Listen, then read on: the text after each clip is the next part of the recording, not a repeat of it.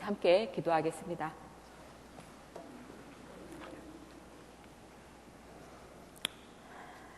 하나님, 이 시간 제 삶을 통해 보여주신 하나님의 사랑을 성도님들과 함께 나누려고 합니다.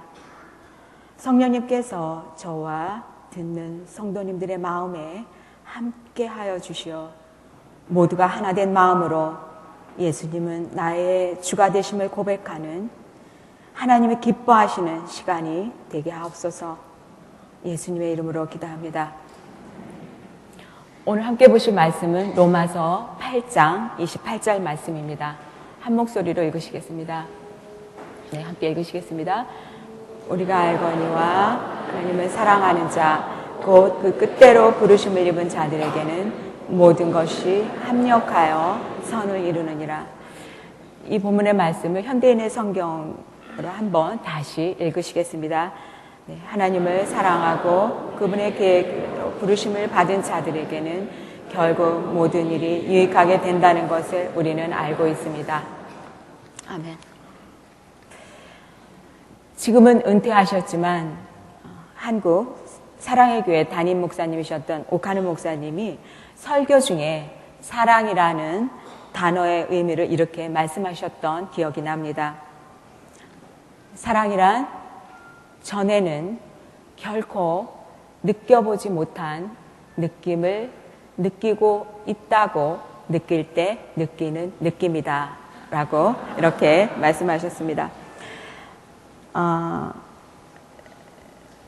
참으로 사랑이라는 단어를 잘 표현하셨다고 생각되어서인지 아주 오래전에 들은 이야기지만 이 말이 잊혀지지 않고 늘 제 머릿속에 남아 있습니다. 제가 처음 하나님을 만났을 때에도 아마 그런 느낌이 아니었나 저는 생각합니다. 저는 하나님께 하나님 사랑합니다 라는 고백을 참 많이 드리고는 해요. 그러면 하나님이 참 기뻐하실 거라는 생각을 합니다. 또한 저는 너무나도 죄 가운데 있었고 부족한 제가 결코 젊지 않은 나이에 소명을 받고 이 길을 가도록 인도하신 이유가 무엇일까 하나님께 물어보고는 합니다.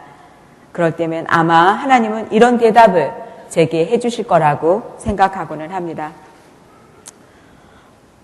너는 늘 나를 기억해 주지.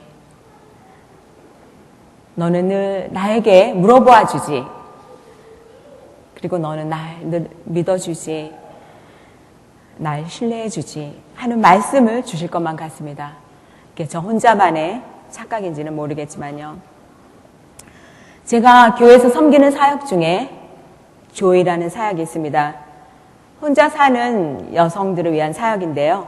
저는 그분들에게 이런 이야기로 위로하고는 합니다. 여성 혼자 사는 것이 참 힘들고 어렵지만 그 가운데 우리가 감사할 수 있는 것은 혼자이기에 더욱 신랑 되신 주님을 의지하고 살아가게 되는 것이 아니냐고 말입니다. 저 또한 남편을 천국으로 보내드리고 12년이라는 시간이 지났습니다. 언제나 혼자인 저는 주님을 의지하지 않고는 살 수 없게 되었습니다. 저는 주님이 늘 제 곁에 계심을 기억하며 삽니다. 그러기에 저는 중얼중얼 주님께 말을 잘 건넵니다. 맛있는 식사를 한 후에 주님 정말 맛있었어요. 감사해요. 라는 말이 저도 모르게 튀어나오는가 하면 또한 너무 피곤하여 침대에 들면서 기도할 수 없을 정도로 몸이 질서했을 때 저는 주님께 주님 내일 아침에 봬요 라고 말을 하면서 제 눈꺼풀이 잠기기도 합니다. 혼자서 결정해야 할 일이 많이 있기 때문에 저는 언제나 주님께 물어봅니다. 또한 저는 참 겁이 많고 염려가 많았던 사람이었습니다. 그런데 제 안에 어느덧 깊은 평안이 들어와 있음도 발견하게 됩니다. 그것은 제 삶 속에서 경험한 많은 고난이 나에게 가져다 준 선물이라고 생각합니다. 1999년 남편이 위암 진단을 받고 수술하는 날 대기실에 앉아 있다가 우연히 제 눈에 그 환자, 그 가족들 대기실, 그 중앙 테이블에 놓여진 타임 매거진을 보게 되었습니다. 그것은 그즈음 미국 남부를 강타한 토네이도의 그 사진이었는데요. 한국말로는 그 회오리바람이라고 그러나요? 그 사진을 보게 되었는데 그 사진은 그 남편의 수술을 준비하느라 그날 까맣게 잊고 있던 지난밤의 꿈을 기억나게 해주었습니다.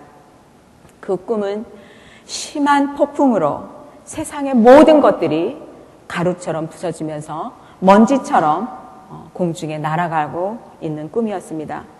그때 저는 지붕은 다 날아가고 없는 교회의 기둥에, 그 한 기둥에 저는 단단히 매달려 있었습니다. 아마 죽을 힘을 다해서 그 기둥을 제가 붙잡고 있었던 것 같습니다. 그 바람이 얼마나 센지 제 몸은 마치 그 젓가락처럼 지면과 제 몸은 나란히 공중에 둥둥 떠 있는 그런 꿈이었습니다. 그 순간은 그 꿈의 의미를 잘 이해하지 못하였지만 수술실을 나온 의사로부터 암이 너무 많이 퍼져 있고 수술할 수 없었으며 그 남편에게는 아마 6개월 정도의 삶이 남아있다는 그러한 그의 고백을 들으면서 그리고 남편이 천국으로 간 후에 예기치도 않았던 많은 어려움을 겪으면서 제 삶에 토네이도와 폭풍우가 몰아쳐도 주님만 붙잡으면 살 수 있다는 나만 믿으라는 하나님의 메시지였음을 저는 알 수 있었습니다. 폭풍 한가운데에는 폭풍의 눈이 있다고 합니다. 그곳은 정말 적막하고 고요한 곳이라고 합니다. 제 안에는 언제부터인가요? 상황은 참 힘든데 폭풍의 눈과 같은 평안이 제 심령 안에 자리 잡고 있음을 발견하게 되었습니다. 그것은 수많은 고난의 과정 속에서 신실하신 하나님을 경험했기 때문이 아닌가 저는 생각합니다. 참으로 주님이 주신 귀한 선물이라고 생각합니다. 참으로 이와 같이 제가 하나님을 사랑할 수 있음은 당신의 독생자 예수님을 통한 엄청난 사랑을 저에게 먼저 한없이 부어주셨기 때문입니다. 저의 삶에는 참으로 많은 간증이 있습니다. 제가 목사 안수를 받으며 이 자리에서 성도님들에게 제 삶의 간증을 간략하나마 나누었기 때문에 오늘은 제가 어떻게 해서 예수님을 가슴으로 복음을 제가 받아들이게 됐는지 그리고 어떻게 사역자로 부르심을 받게 되었는지에 관해서 성도님들하고 함께 나누려고 합니다.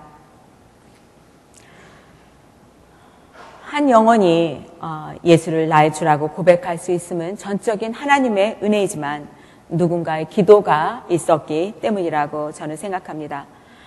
저에게도 할아버지와 아버지의 어머니의 기도가 있었기에 오늘의 제가 있었다고 생각합니다.